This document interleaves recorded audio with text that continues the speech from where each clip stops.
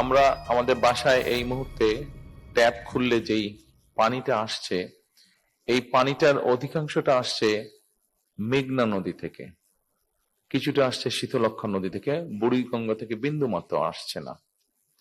কেন আসছে না? বুড়িগঙ্গার পানিটা, বুড়িগঙ্গা কিন্তু সবচেয়ে কাছের নদী আমাদের ঢাকা শহরের, কিন্তু আসছে না বিভিন্ন ভাবে। যেই গুলশান লেক যেভাবে নষ্ট হচ্ছে বা নষ্ট হয়ে যাচ্ছে, যে কারণে এখানে আমরা যেটা শুনেছি সেই কারণ আছে। এছাড়াও বুড়িগঙ্গার আশেপাশে বিভিন্ন মিল, ফ্যাক্টরি, ইন্ডাস্ট্রির যে গার্বেজ গুলো আছে বা ডিব্রিজ গুলো আছে বা ময়লাগুলো আছে, এগুলো সব গিয়ে পড়ে পড়ে বুড়িগঙ্গা নদীর পানিটা একদম পয়জন হয়ে গিয়েছে। আপনারা নিশ্চয়ই প্রায় প্রত্যেকেই কম বেশি দেখেছেন বুড়িগঙ্গা নদী, পানিটা একদম কালো হয়ে গিয়েছে। এবং আমি একজন এই ব্যাপারে এক্সপার্টিস আছে, বেশ কিছুদিন আগে কথা বলছিলাম, তা আমি তখন ওনাকে বললাম, জিজ্ঞেস করলাম যে কিভাবে সমস্যাটার সমাধান করা যায়। পাশ দিয়ে গেলে খুব ভালো স্মেলও হয় না বুড়িগঙ্গা নদীর পানি থেকে। তো ভদ্রলোক তখন আমাকে বললেন যে অ্যাটলিস্ট টেকনোলজি আছে, কিন্তু অ্যাটলিস্ট 2 মিটার করে নদীর রিভার বেডের মাটি 2 মিটার করে সরিয়ে ফেলতে হবে। 2 মিটার মানে প্রায় 6 feet. It is possible, very costly, but it is possible. এটি করা সম্ভব। অর্থাৎ আমি এখানে মূল যেটা কথা বলতেছি যে পানিটা পলিউট হয়ে গেছে, এক নম্বর এটা। দ্বিতীয়ত, শীতলক্ষ্যা নদী থেকে মোটামুটি ভাবে ঢাকা শহরের অর্ধেকের মতন পানি আসছে। এই শীতলক্ষ্যা নদীর পানি অর্ধেকের মতন পানি নষ্ট, অর্ধেকের মতন আমরা ব্যবহার করতে পারছি। যেহেতু অর্ধেক ব্যবহার করতে পারছি, সেই জন্য এখন মেঘনা থেকে পানি টেনে নিয়ে আসা হচ্ছে। কিন্তু মেঘনার দুপাশে আপনারা যদি খেয়াল করে দেখেন, মেঘনা নদীর দুপাশেও বহুত মিল ইন্ডাস্ট্রি হচ্ছে এবং বাসা বাড়ির বিভিন্ন সুয়েজ লাইন, যারা ওখানে বসবাস করছে, গিয়ে নদীতে পড়ছে। অর্থাৎ আমরা ধরে নিতে পারি হয়তো বা 15 থেকে 20 বছর এর মধ্যে যদি আমরা এই প্রবলেম গুলোকে অ্যাড্রেস না করি, তাহলে 15 থেকে 20 বছর পরে ঢাকা শহরে মানুষ পানি খেতে বোধহয় পারবে না। ব্যবহার তো বাদই দিলাম, পানি খাওয়া মুশকিল হয়ে যাবে। ট্যাপের থেকে নিয়ে পানি খাওয়া, ফুটিয়ে বলেন যে পানি পাওয়া যাবে না হয়তো। ঢাকা শহরে প্রতিদিন অন এন এভারেজ প্রায় 3 কোটি লিটারের মতন পানি প্রয়োজন হয়। তাহলে চিন্তা করেন, পাশের নদীটা নষ্ট হয়ে গিয়েছে, পরের নদীটা মোটামুটি নষ্ট হচ্ছে, তারপরের নদীটা এখনো ঠিকঠাক আছে কিন্তু নষ্ট হওয়ার উপক্রম হয়েছে। ট্রাফিক জ্যামের কথা বলেছেন। স্বাভাবিকভাবেই অনেক দিন পর দেশে এসেছি, কিন্তু দূর থেকে শুনেছিলাম অনেক কিছু, কিন্তু আসার পরে দেখলাম যে ভিন্ন কিছু। আপনারা এই দেশে ছিলেন, কি হয়েছে না হয়েছে আমি সেই তর্ক বিতর্ক গল্প যেতে চাই না। নর্মালি আমাদের দেশের রাজনীতিতে সাধারণত রাজনীতিবিদ, আমরা যারা রাজনীতি করি, দাঁড়ালে আমাদের যে অপোনেন্ট, সাধারণত তাদের সম্পর্কেই কথা হয়। সম্পর্কে তো কথা হয় না, তাদের বিরুদ্ধেই কথা বলা হয় সাধারণত। This is the regular practice বা নর্মাল প্র্যাকটিস। আমার কাছে মনে হয়েছে যে বিষয়টা বোধহয় অনেক দিন হয়েছে, 50 বছরের উপরে বোধহয় এই প্র্যাকটিসটা হয়ে গেছে। এখন যদি একটু প্র্যাকটিসটা বদলাই, এই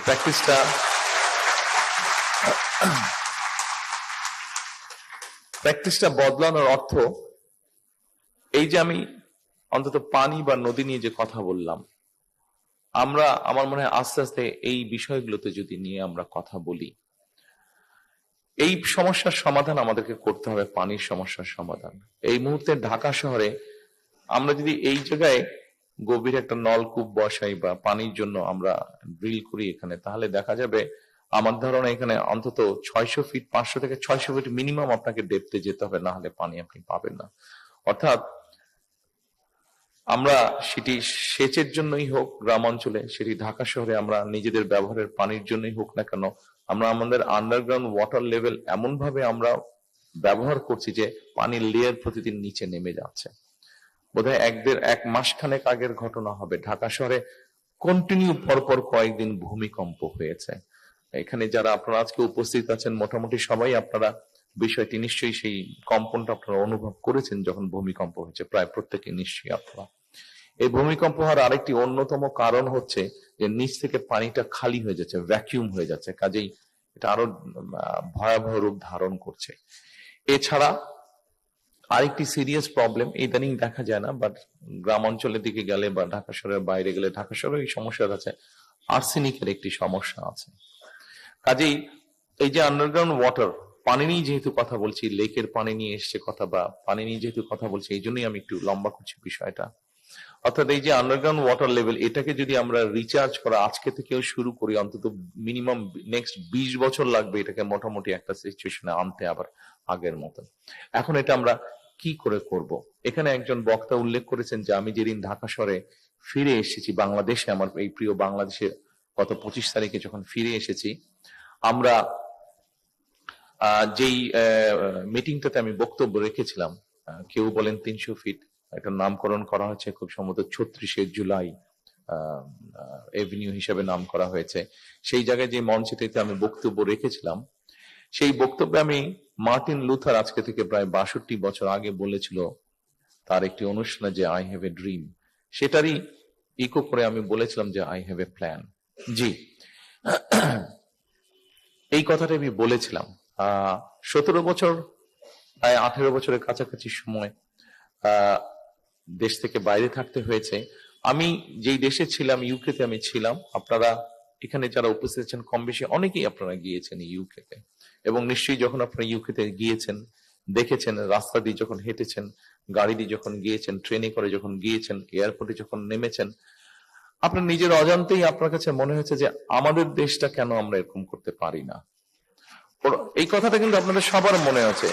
আপনি কথাটি আপনি মনে করেছেন, অথবা নিজের অজান্তেই আপনার কাছে মনে হয়েছে ইস, বাংলাদেশটা যদি এরকম হতো। আমার মনে হয় আমরা যদি সবাই মিলে চেষ্টা করি, তাহলে কিছুটা হলেও আমরা ডিফারেন্স তৈরি করতে পারবো। একটু আগে যেই কথাটা বলছিলাম, আমাদের নর্মাল রাজনীতির নর্মাল প্র্যাকটিস হচ্ছে একজন পলিটিশিয়ান দাঁড়ালেই অন্য দল কি করলো না করলো সেটা আপনার জনগণ দেখেইছে, সেটা আপনারা দেখেছেন, সারা দেশের জনগণ কম বেশি দেখেছে। সেজন্য আমি মনে করি একটু যদি চেঞ্জ হওয়া উচিত, একটু যদি চেঞ্জ করতে পারে। অর্থাৎ এই যে এতক্ষণ প্রায় কয়েক মিনিট আপনাদেরকে পানির বিষয় নিয়ে কথা বললাম, আমাদের পলিটিশিয়ানরা আমরা যদি পলিসি গুলো নিয়ে কথা বলি, ঠিক আছে, এই পানির যে সমস্যার কথা বললাম, নিশ্চয়ই আপনার এখন এই সমস্যাগুলো নিশ্চয়ই আপনাদের মনে হতে পারে যে আচ্ছা, তাহলে তারেক রহমান আপনার কাছে কি সমস্যার সমাধান আছে? পানি নিয়ে যখন আপনি এত বড় বড় কথা বলছেন, তো সমাধানটা কি আছে? জি, সম্মানিত উপস্থিতিবৃন্দ, সমাধান একটা আছে। এত বৃহৎ যখন এই সমস্যাটা, এটার সমাধানটাও কিন্তু স্লোলি হবে, হুট করে রাত পোহালেই যে সমাধানটা হয়ে যাবে, নট দ্যাট। আমরা যেটা করতে পারি, যেটা খুব সিম্পল জিনিস, এখানে অনেক মুরব্বী বসে আছেন, পেছনে অনেক মুরব্বী আছেন, আমার বয়সী মাঝ বয়সী যারা আছেন, আমরা জানি, আমাদের ইয়াং যারা আছেন তারা হয়তো ডকুমেন্টারিতে দেখেছেন। আমার বাবা যখন বেঁচে ছিলেন, শহীদ রাষ্ট্রপতি জিয়াউর রহমান, ওনার একটি প্রজেক্ট ছিল যেটার জন্য উনি খুব ফেমাস, সেটা হচ্ছে খাল খনন কর্মসূচি।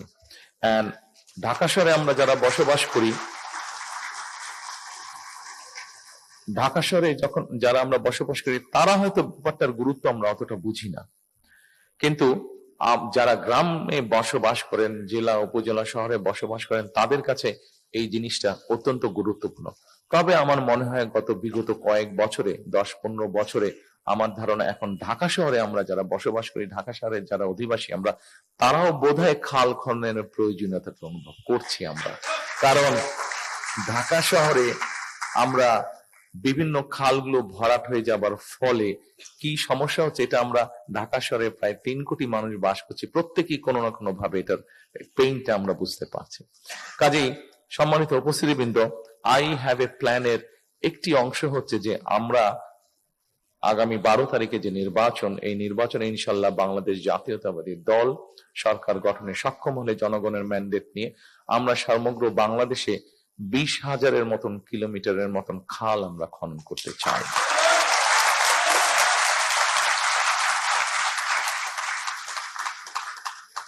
অবশ্যই এর মধ্যে এখানে আপনারা যারা আজকে উপস্থিত আছেন, আপনারা এই 17 ভোটার, আপনাদের সামনে আমি দাঁড়িয়েছি, এখানে বক্তারা কম বেশি সবাই বলে গিয়েছেন আমি একটি দলের থেকে এই অঞ্চলের প্রার্থী হয়েছি। আমি আপনাদের ভোটে নির্বাচিত হলে ডেফিনেটলি এখানে যে খালগুলো আছে সেগুলোর ব্যাপারে আমরা ব্যবস্থা নেব ইনশাআল্লাহ।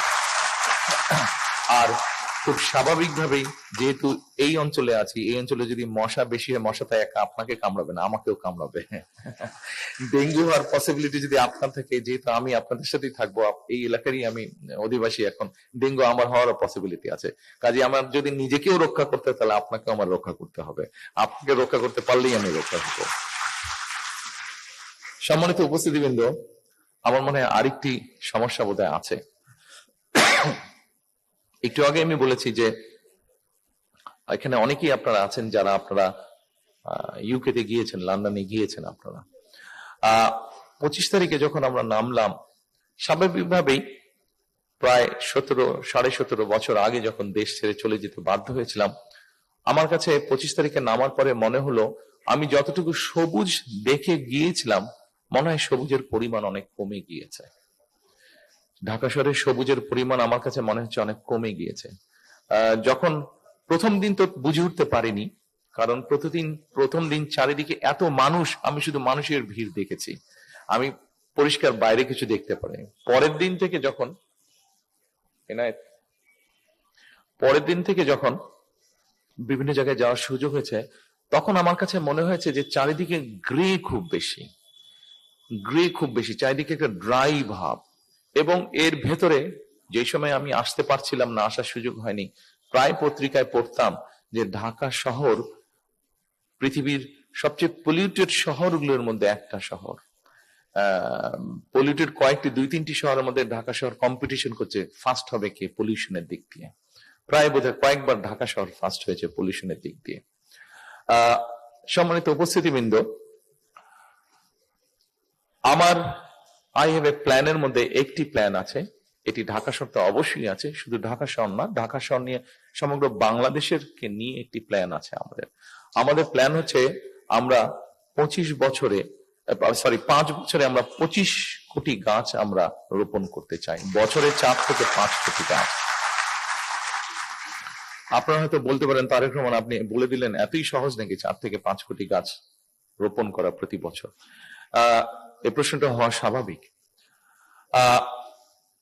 আপনাদের কারো হয়তো জানা আছে, সবার জানা না থাকলেও, আমাদের যে 465টির মতন উপজেলা আছে, 465টি উপজেলা, প্রত্যেকটি উপজেলায় এক একটি সরকারি নার্সারি আছে। এই সরকারি নার্সারিগুলোর বা গার্ডেন সেন্টার নার্সারি যেটাই আমরা বলি না কেন, এই নার্সারিগুলোর প্রোডাকশন ক্যাপাসিটি, অর্থাৎ চারা তৈরি করার capacity round about 25,000 on an average. আমরা যদি এটাকে প্ল্যান করে পুশ করি, এটা 40,000-এ নিয়ে যাওয়া যায়। আচ্ছা, এটা হলো 465টা।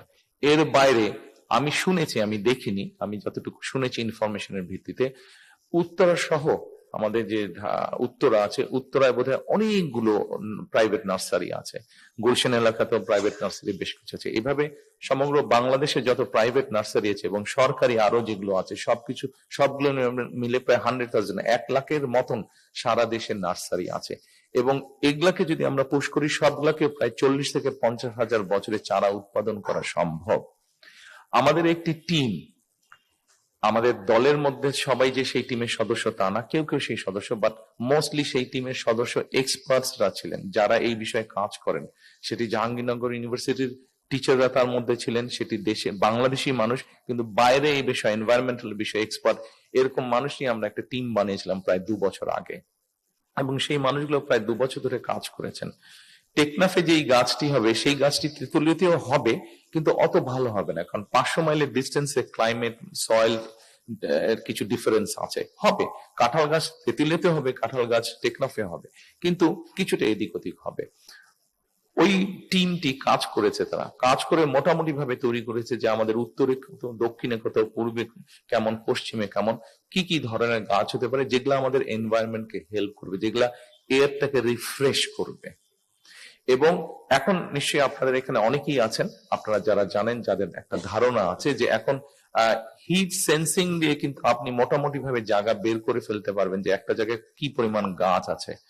হিট সেন্সিং দিয়ে বের করে ফেলা সম্ভব, সেটা স্যাটেলাইট, থ্রু স্যাটেলাইট সেটা বের করে ফেলা সম্ভব। আমরা বাংলাদেশের বিভিন্ন জায়গাগুলো বের করেছি, যেই জায়গাগুলোতে আমরা ছোট ছোট ছোট ছোট ফরেস্ট গড়ে তুলবো। কাজে কাজটা এতটুকু পর্যন্ত আমরা এগিয়ে রেখেছি। বিভিন্ন সরকারি জায়গা আছে যেই জায়গাগুলো অন্যভাবে অকুপাইড হয়ে আছে, সেই জায়গাগুলোকে খালি করে নিয়ে সেখানে কিভাবে ফরেস্টেশন করা যায়, কোন ধরনের গাছগুলো রোপণ করলে পরে সেই গাছগুলো এয়ারটাকে বেটার পিউরিফাই করবে। যেমন একটি নিম গাছ আছে, নিম গাছ সাধারণত নর্মাল গাছ যে পরিমাণ অক্সিজেন তৈরি করে, একটা নিম গাছ 3 ডবল বেশি অক্সিজেন তৈরি করে, এটা নিশ্চয়ই আপনাদের অনেকেরই জানা আছে। কাজে এইভাবে আমরা আমাদের আই হ্যাভ এ প্ল্যানের মধ্যে এটি আরেকটি প্ল্যান। কিভাবে আমরা এয়ার থেকে ফিল্টার করব বা আমাদের পরিবেশগুলোকে তৈরি করব। সম্মানিত উপস্থিতিবৃন্দ, একটি কথা এসছে এখানে, সকালবেলায় কালকে আমি সিলেট চলে যাব, ইনশাল্লাহ পরশুদিন থেকে সিলেট থেকে আমরা আমাদের নির্বাচনী পরিচালনা কাজ অফিসিয়ালি শুরু করব। তো সিলেট যেতে হবে, আমি যাব কালকে বিকালে, আমি প্লেনে চলে যাব, আমি এবং আমার স্ত্রী ডক্টর জুবায়দা, আমরা প্লেনে যাব, কিন্তু গাড়ি যেগুলো আমরা ব্যবহার করবো গাড়িগুলো সকালবেলায় চলে যাবে। কেন আমি কথাটি বলছি আপনাদেরকে, কারণ কথাটি একটু আগে এখানে এসছে একজন বক্তার কথায়। তো যারা যাবেন তারা যখন কথা বলছিল আজকে না গতকালকে, তো আমি তখন সামনে ছিলাম, যে যেই কয়টা 6-7টা গাড়ি যে যাবে, তো টাইমিংটা ঠিক হচ্ছে যে কখন যাবে। তা আমি জিজ্ঞেস করলাম যে অত সকালে যেতে হবে কেন, এত তো বেশি দূর না। বললো যে আমরা যদি অমুক টাইমের মধ্যে বের না হই ঢাকা শহর থেকে, তাহলে 2 ঘন্টার ট্রাফিক জ্যামে আমরা আটকে যাব। ঢাকা শহর থেকে বের হওয়া তো একটা যুদ্ধের মতন অবস্থা। আমি শুনে একটু ঘাবড়েই গেলাম প্রথমে। এটি একটু আপনাদের সামনে আমি সকলকে একটু হালকা করার জন্য এইভাবে কথাটি বললাম। বিষয়টি নিয়ে ধারণা আমার ছিল, তবে ধারণাটা এত ভয়াবহ হবে এতটা আমি এক্সপেক্ট করিনি আসার আগে পর্যন্ত। প্রায় বছরের মতন হবে, বছর খানেক আগে বুয়েটের একজন এক্সপার্ট আছেন, উনি ট্রাফিক বিষয় এক্সপার্ট, ওনার সাথে আমি আলাপ করছিলাম যে আচ্ছা ঢাকা শহরে ওনারা অলরেডি কাজ করেছেন কিছু কিছু জায়গায়, যে ঢাকা শহরে কিভাবে ট্রাফিকটাকে ইমপ্রুভ করা যাবে। আমরা অনেকগুলো আসার পরে তো আমি দেখেছি, এর আগে পত্রপত্রিকায় দেখেছি যে ফ্লাইওভার গুলো ঢাকা শহরে করা হয়েছে, ফ্লাইওভার দিয়ে গাড়ি ঘোড়া চলাচল করছে, কিন্তু ফ্লাইওভার দিয়ে ঢাকা শহরে 3 কোটি মানুষ থাকে, 3 কোটি মানুষের মধ্যে আমি এটি একটি পেপারে পড়েছিলাম, তাদের রিসার্চ আমি পড়েছিলাম যে এই 3 কোটি মানুষের মধ্যে খুব সম্ভব 17 থেকে 20% মানুষ শুধুমাত্র ফ্লাইওভার ইউজ করবে ঢাকা শহরে, আর বাকি সব মানুষ কিন্তু ফ্লাইওভারের বাইরে থাকছে। সো কি পরিমাণ অর্থ ব্যয় করা হয়েছে, আপনি যেরকম পাবলিক রিসোর্স কি পরিমাণ স্পেন্ড করা হয়েছে, কিন্তু শুধুমাত্র ম্যাক্সিমাম 20% মানুষ এই ফ্লাইওভারের সুবিধা পাচ্ছে। আমি ভদ্রলোকের সাথে কথা বলেছিলাম যে সলিউশন কি হতে পারে, যেহেতু উনি এক্সপার্ট, সেই জন্য আমরা তো যদি এখানে আমরা বসি আমরা সব সলিউশন দিয়ে দিতে পারবো, কিন্তু সেই সলিউশন কিন্তু আসলে সলিউশন হবে না। আমাদেরকে যেই বিষয়ের এক্সপার্ট তার সাথে সেই বিষয়ে কথা বলতে হবে এবং তাদের কাছ থেকে মতামত নিয়ে কাজটি করতে হবে। তো উনি যেহেতু এই বিষয়ে এক্সপার্ট, ওনার সাথে আমি কথা বলেছিলাম, শামসুল হক সাহেব। এটি আমি, আপনারা যারা ইউরোপে গেছেন আপনারা দেখেছেন, ইউকেতে গিয়েছেন বা ইউরোপের বিভিন্ন দেশে গিয়েছেন, আপনারা দেখেছেন যে পাবলিক ট্রান্সপোর্টটাকে ডেভেলপ করার মাধ্যমে কিন্তু সমস্যার সমাধান করা সম্ভব ম্যাক্সিমাম ক্ষেত্রে। ব্রিটেনে আমি দেখেছি যে সেই দেশের এমপি বলেন, মন্ত্রী বলেন, তারা পাবলিক ট্রান্সপোর্টে কিন্তু ঘোরাফেরা করছে, সেটা বাসে হোক, সেটা ট্রেনে হোক, টিউবে হোক, তারা ঘোরাফেরা করছে। আমরা নিশ্চয়ই পারবো, কেন পারবো না? ওরা যদি পেরে থাকে আমরাও পারবো। তবে বিষয়টা হচ্ছে এখানে যে কিভাবে পাবলিক ট্রান্সপোর্টটাকে ডেভেলপ করা যায়। সেটি মোনোরেল হতে পারে, metro rail costly, metro rail থেকে লেস কস্টলি হচ্ছে মোনোরেল, এবং ওটাকে ওনাদের বক্তব্য এক্সপার্টের হিসাবে ওনারা যে আমাকে যেটা প্রেজেন্ট করেছেন যে সেটা মনোরেলটাকে বসানো ইজি, আবার আপনি ওটাকে কন্টেনারের মতন আবার আরেক জায়গায় নিয়ে গিয়েও বসাতে পারবেন, এবং ওটার খরচও কম। খরচ কম হলে স্বাভাবিক ওটার ভাড়াও কম হবে, সাধারণ মানুষের চলাচলের জন্য ওটা সুবিধা হবে। কাজে মনোরেলগুলোকে আমরা ওনাদের এক্সপার্টদের বক্তব্য অনুযায়ী বনানীর ভিতর দিয়ে, যে 11 নম্বর রোড, এটার ভিতর দিয়ে আমরা মনোরেল নিয়ে যেতে পারবো। মনোরেল নিয়ে আমরা মেট্রো রেলের যেখানে করা হয়েছে এটাকে তো আমরা ভেঙে ফেলতে পারবো না, কারণ এখানে অলরেডি জনগণের অর্থ খরচ হয়ে গেছে। কাজে মনোরেলটাকে নিয়ে আমরা কানেক্ট করতে পারবো মেট্রো রেল, যেখান থেকে ও আবার চলে যেতে পারবে বিভিন্ন জায়গায় একটা মানুষ। সো আবার মোহাম্মদপুরের ভিতর দিয়ে আমরা মনোরেল নিয়ে এসে ওখানে যে কানেক্টিভিটি আছে মেট্রো রেলের, সেখানে আমরা কানেক্ট করতে পারবো। সো এইভাবে করে আমরা ট্রাফিকটাকে কমাতে পারবো, কারণ যতই আমরা শহরকে এক্সপ্যান্ড করি না কেন, শহর আমরা এক্সপ্যান্ড যত করব ট্রাফিক ততই বাড়তে থাকবে, গাড়ি ঘোড়া ততই বাড়তে থাকবে। কিন্তু আমরা যদি পাবলিক ট্রান্সপোর্টটাকে যদি আমরা অন্তত এরকম একটা স্টেজে আনতে পারি যেখানে এখানে যারা মঞ্চে বসে আছেন অথবা আমার সামনে যারা বসে আছেন, আমরা যদি কমফোর্ট ফিল করি যে হ্যাঁ পাবলিক ট্রান্সপোর্টে আমরা চলাচল করতে পারবো, সেক্ষেত্রে কিন্তু ট্রাফিক কনজেশন অনেক ক্ষেত্রেই কমে আসবে।